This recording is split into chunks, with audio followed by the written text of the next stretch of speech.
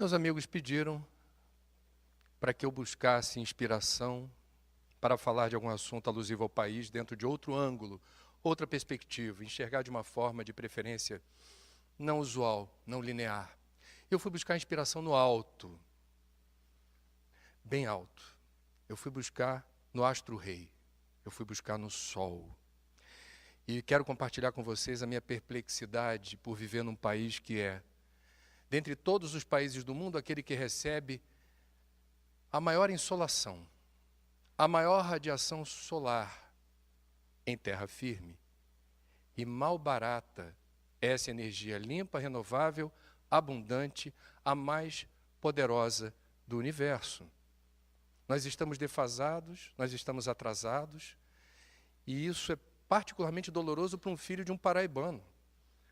Porque eu, quando tinha 11 anos, fui conhecer a Paraíba e uma das imagens que me marcaram foi passeando no campus da Universidade Federal de lá, ver placas fotovoltaicas. Isso foi em 1977, uma unidade de pesquisa com células solares. E é assim hoje na Universidade Federal de Pernambuco, na Universidade Federal de Santa Catarina. A gente adora pesquisar, enquanto outros países estão fazendo diferente, com muito menos sol do que o Brasil. Eu vou fazer um resumo para tentar compartilhar com vocês uma certa angústia esperançosa, que eu acho que ainda há tempo da gente virar esse jogo. O sol é hoje a fonte de energia que mais cresce no mundo, aproximadamente 30% ao ano. Já existem 2.000 quilômetros quadrados de placas solares espalhadas por aí, gerando energia equivalente a 50 hidrelétricas de Itaipu.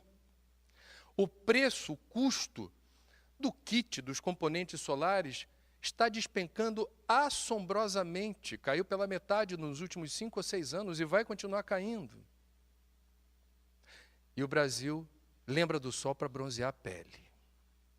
A gente tem 3 países que lideram o ranking de uso inteligente de energia solar. Pela ordem, o principal, Alemanha, depois China, depois Estados Unidos. Eu tive o privilégio de visitar recentemente esses 3 países como jornalista para ver de perto o que eu vou falar para vocês.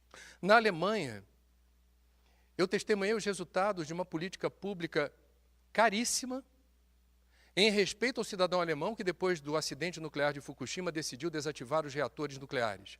Phase out em todas as usinas atômicas, substituindo o urânio por fontes limpas e renováveis, principalmente o sol e o vento.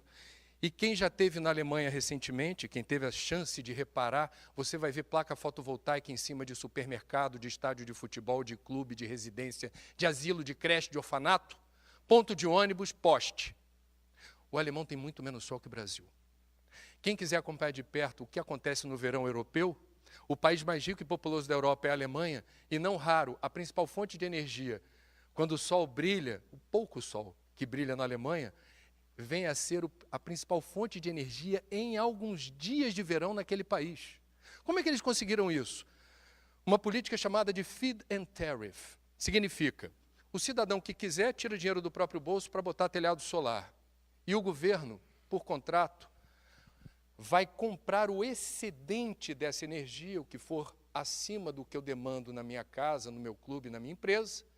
Eu vou estar num sistema interligado, em que o que é exportado é remunerado em euro, com uma tarifa diferenciada, para valer a pena, funcionar como isca. E isso funcionou.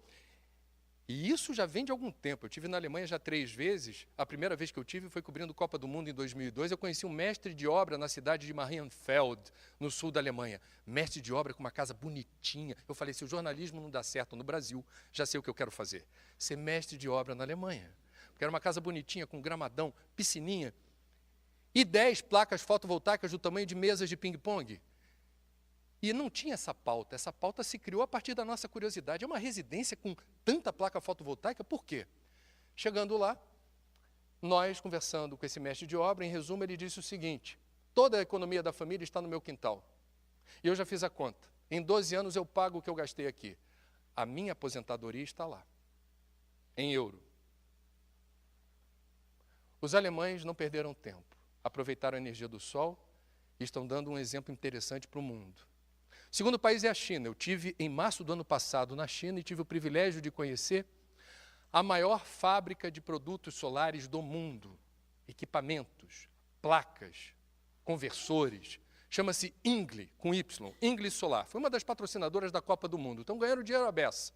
Eu perguntei para o diretor da fábrica, que é enorme, lembra a CSN, é gigantesca, linhas de montagem com robôs e operários, tem de tudo.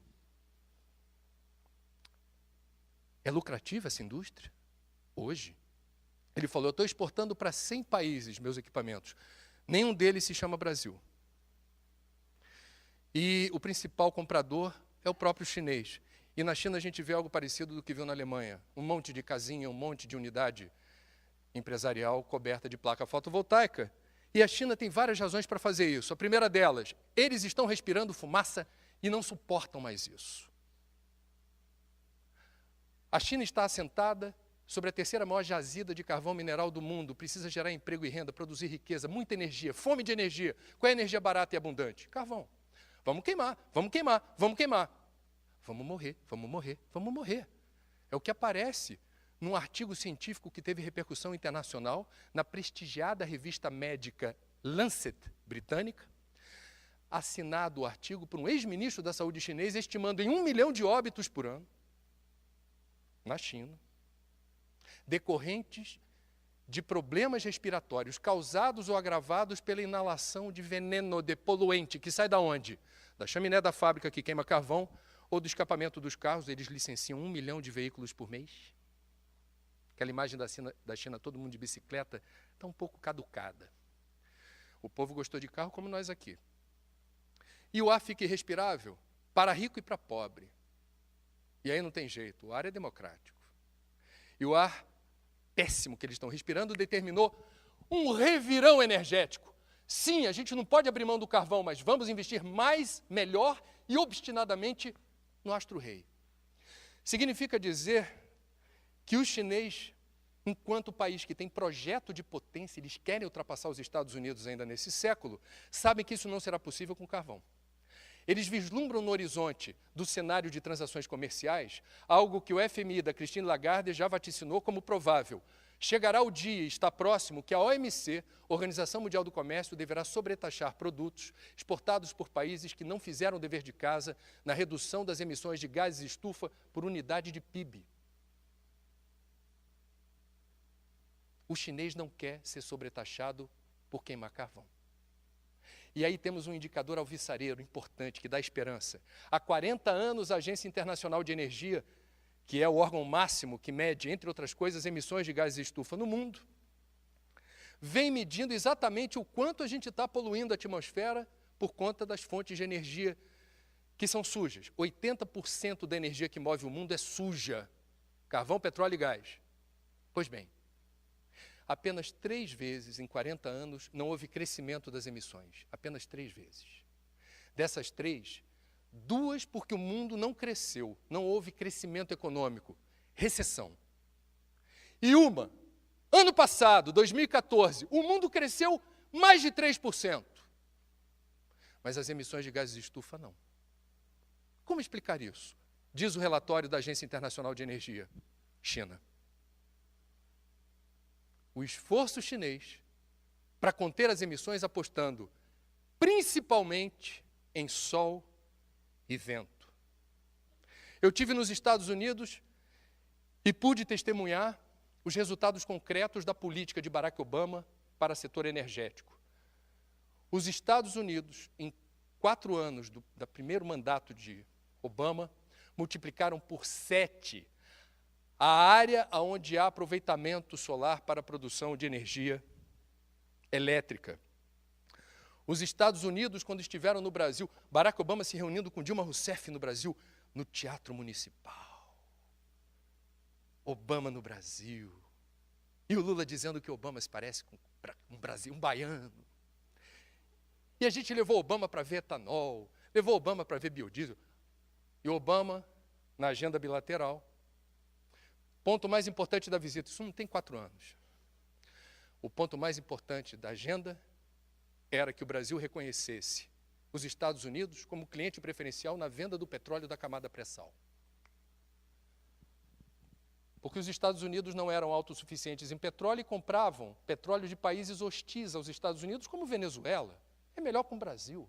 Descobriram o pré-sal, estou dentro. Meus amigos, não sei se vocês sabem, caducou, não faz sentido, o Obama não quer saber de pré-sal. Passaram-se pouco tempo, 4 anos. Obama não está nem aí para o petróleo da camada pré-sal.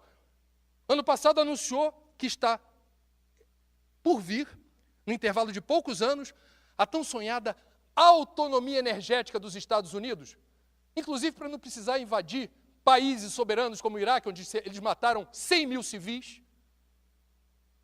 A procura de petróleo na segunda invasão? Autonomia energética. Por quê? Primeiro, por causa do gás do xisto, que é um gás, é uma fonte de energia menos poluente que petróleo, carvão e gás, porém, há impacto sobre o lençol freático. A engenharia não está avançada ainda para livrar o xisto de problemas. E segundo, porque os Estados Unidos abriram a porteira para a solar e eólica. Os Estados Unidos descolaram, a China descolou, a Alemanha descolou do que o Brasil está obsessivamente perseguindo. O Brasil continua sendo um país que aposta todas as fichas na energia certa no século errado. Petróleo foi referência no século XX. Mas o petróleo não será referência em breve no século XXI. Ele será importante, não será referencial nem estratégico. Petróleo é sinônimo de encrenca, porque a queima do petróleo gera gases de efeito estufa e o mundo declarou guerra ao aquecimento global. E o Brasil? O Brasil, em outubro do ano passado, fez o primeiro leilão para a contratação de energia solar pela empresa de pesquisa energética, a EPE. Fez uma concessão. Nem todo mundo no governo achava importante fazer isso, mas a pressão dentro do Brasil é grande para que a gente não fique tão defasado e descolado. Foi surpreendente o deságio. O Brasil estava disposto a pagar, o governo brasileiro, X. Era o preço mínimo. A partir disso aqui, o Brasil compra, os interessados que se manifestem. O deságio chegou a 18%, ninguém esperava. 31 projetos solares foram contratados. Saímos do atoleiro, da inércia. Ok, não faz vista lá fora. É o primeiro passo, vamos ser positivos. Estamos avançando, devagar, muito atrás dos outros. E aí o que acontece? A Petrobras, num esforço monumental para retirar de suas entranhas o vírus da corrupção, tardiamente divulga seu balanço, contrata um ex-presidente do Banco do Brasil, que não entende nada de petróleo, para fazer uma saneada nas suas finanças, divulga seu novo planejamento estratégico, onde não aparecem 3 letras, S-O-L. A Petrobras não é uma empresa de petróleo, é uma companhia de energia. Assim afirma o seu estatuto. Acertadamente ela se afirma assim, sabendo que o petróleo é um recurso finito. Entretanto, a Petrobras não enxerga o sol, que vocês e eu enxergamos. A Petrobras perdeu metade da sua riqueza no intervalo de 1 ano. Está endividada até o pescoço. E para quê? Para explorar petróleo. E aí, semana passada, não sei se vocês sabem, mas eu deixei para o final, para reportar, talvez, uma das mais importantes invenções, certamente desse século, mas da história da humanidade. Na China, nos Estados Unidos e na Alemanha, eu vi a mesma preocupação. André, a gente está pegando o sol quando faz sol. Agora, quando não faz sol, não dá para gerar energia. A obsessão dos países lá fora é estocar sol como a gente faz com água em represa. Quando faz sol, você pega e deixa armazenada numa pilha, numa bateria, em escala, para poder operar comercialmente smart grid com sistema compartilhado, que é a expressão que eles usam, com conforto, com estabilidade. Os alemães apostando, é autossuficiência germânica, o orgulho germânico por desenvolvimento tecnológico, é questão de tempo a gente chegar lá. O chinês dizendo, é questão de tempo a gente chegar lá. E a Tesla, pioneira em carros elétricos, o CEO da Tesla, carro elétrico não tem motor a combustão, tem bateria. Desenvolveu tecnologia na área da bateria residencial e bateria para empresas. lançou o produto chamado Powerwall. Semana passada. O que é o Powerwall? É a bateria que você vai estocar sol.